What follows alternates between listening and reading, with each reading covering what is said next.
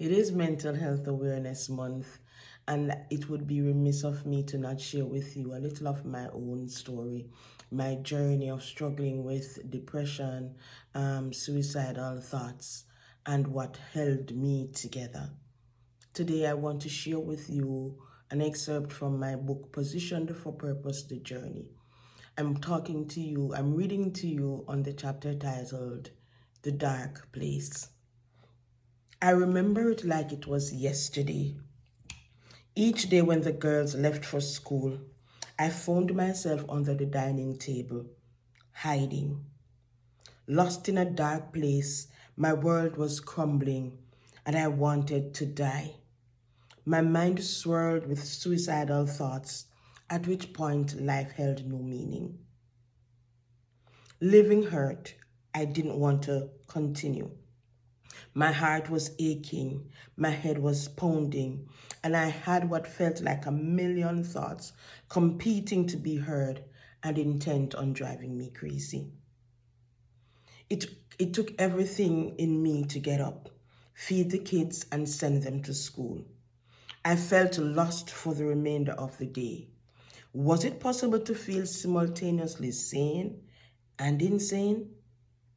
Days ran into each other, and I was holding on like by a thread.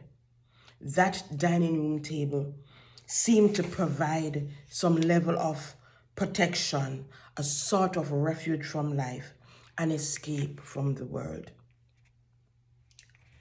Those days, can I tell you, I didn't have the finances to get a counselor or to go and see a therapist. I had to trust God.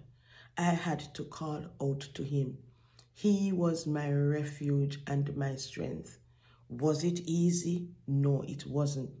It was hard. I had just gone through a divorce. Never thought I would have been divorced, to be honest. And just the trauma from that was very painful, very hard. I know, really, when they say that there's a thin line between sanity and insanity, that is very real.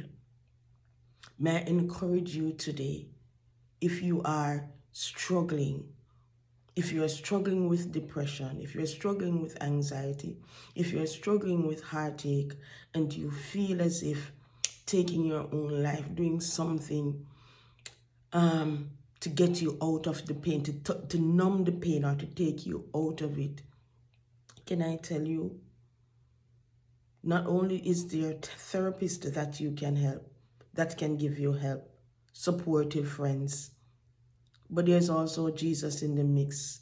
So Jesus and therapy works. Jesus and friends work, right?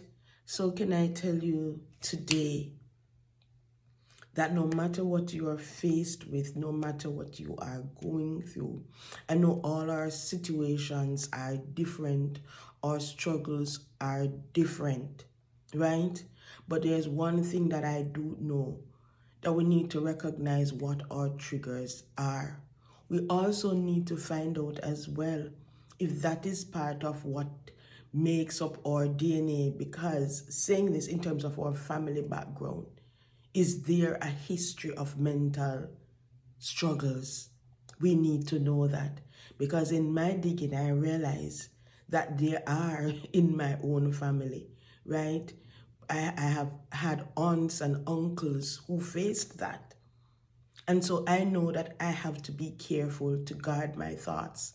I know that I have to be careful about where I am at every moment, because the reality is that we have a real devil who wants to trap us by taking our minds, our thoughts away from us, to distort it and let us feel that there is only one way out. So if you're struggling today, know that whatever your solution is, Jesus is always at the head of it. So if you have to go to therapy, go to therapy. Get Jesus along the way. Have an amazing Friday.